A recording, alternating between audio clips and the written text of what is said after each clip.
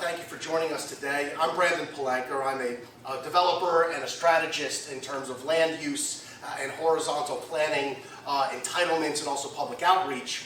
And this is going to sort of be my story of how really Mexico has embraced me. And I've embraced Mexico after a wonderful opportunity a couple of years ago to speak at a conference on urbanism. And it really is a story where I had gone there to teach, but it came full circle, as you'll see, and I really think that I was the one who was the fortunate individual that learned the most of all. So this story starts a couple of years back in the middle of COVID, 2021, and it was a crazy time.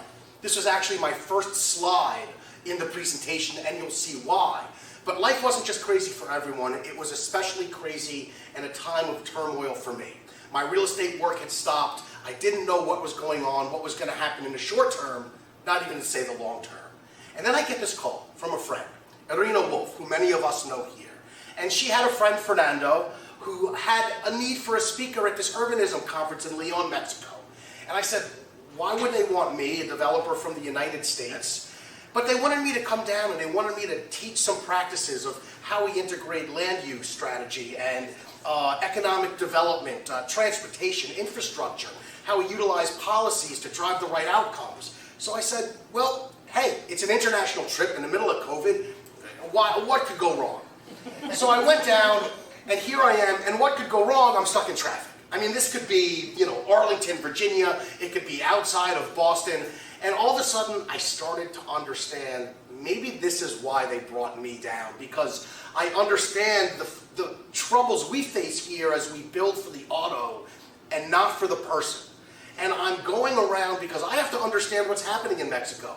I don't have a presentation yet. Poor Fernando hasn't seen a draft because while the presentation is 2 days away, I haven't begun. Because I wanted to absorb what was going on in Mexico. And here I see disconnected, auto-oriented areas where for me to walk across the street to get a bottle of Coca-Cola took me 15 minutes. They were forcing you into the auto, yet they had these wonderful places. And this tremendous DNA of place and DNA of placemaking where people would gather, where they would enjoy their culture, where they would enjoy, their societal whims, whether they were young, whether they were old. They have this innate, wonderful fabric that dates back hundreds of years. In Leon, which is the picture to your left, in Guanajuato, the center of education in central Mexico, just this wonderful architecture, this beautiful history. And I was wondering, are they turning their back on this history, or are they simply not embracing it? And as I would learn, there's a growing middle class in Mexico, and a lot of misconceptions that I think we have that I needed to get over. But the problem was all of this growth has happened really in the last 20 years. So we talk about how we've built for the auto for the last 70. Well, this is a relatively new phenomenon. And yet I was falling in love with the different cities. I was falling in love with Guadalajara, with that modern building that you see there. It reminds me a bit of Houston in its ad hoc way and the lack of zoning and sort of these random clusters of activity. You have something from a few decades ago that's just kind of neat and pushing ideas that we don't seem to do here. There seems to be more freedom. So then the day came and I spoke, and Fernando gave a wonderful speech, and Steve Mouzon, who was with us, provided his understanding from the architectural side.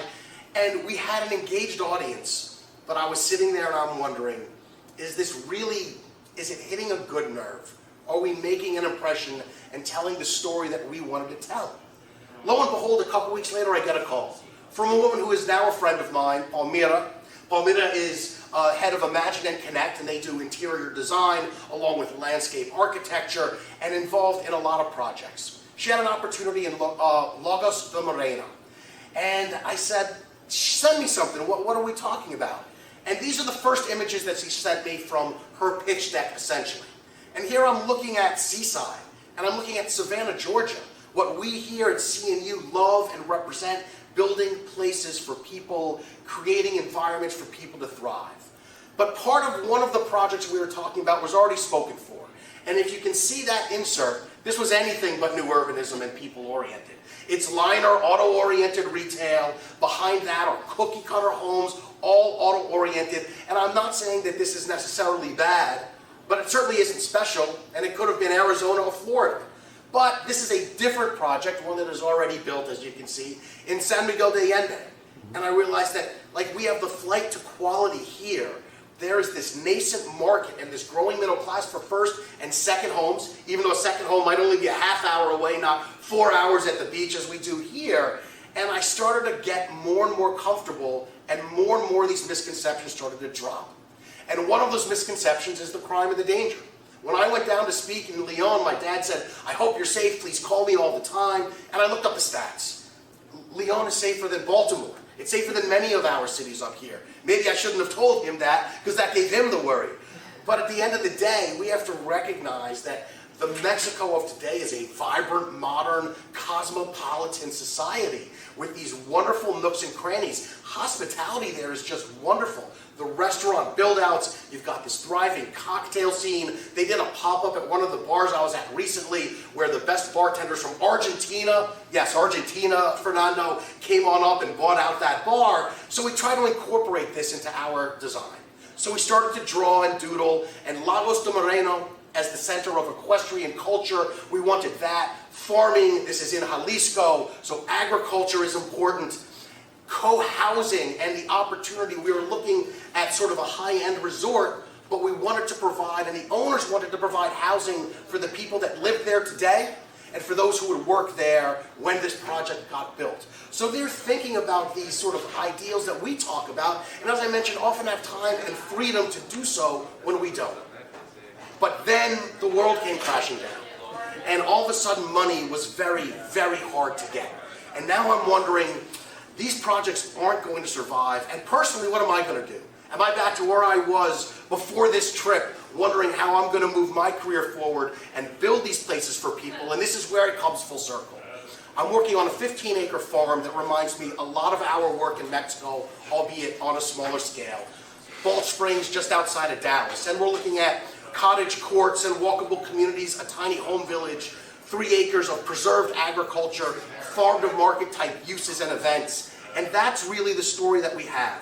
And that's sort of my lesson where I went to Mexico to teach them how they could build these great places for people, and they sort of reinforced and retaught me how to do the same.